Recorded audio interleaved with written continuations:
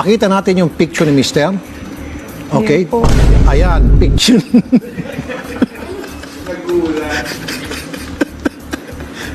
Okay. So, maganda.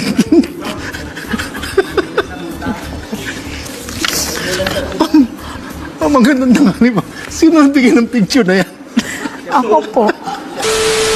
Ang mutot ako ang baho ba? Siyempre naman kasi normal na kasi yun, yung uutot. Ano Ano nga naman? namang magsabi pa ako sa'yo? Normal. Hindi, kunwari yung ikaw oh. Kunwari, umutot ako, tapos mabaho. Ano mararamdaman mo? Normal na yun kasi mag-asawa naman tayo. Ba't kailangan pa, uy love, uutot ako gano'n. Kailangan ko pa magsabi sa'yo. Hindi naman ganun yun eh. Wala. Basta nakakainis, sobrang baho pa. Di ko maintindihan kung anong, di ko maintindihan kung anong amoy.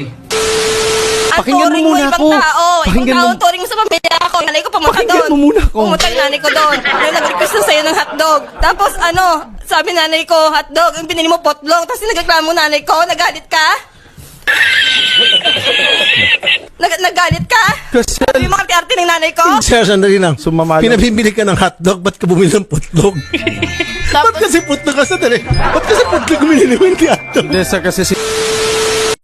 To her, they believed her statement. Now, would you like to say something? Make a message to our viewers. Mga kababayan ko, hindi po ako narito. You can say in English kasi para maintindihan.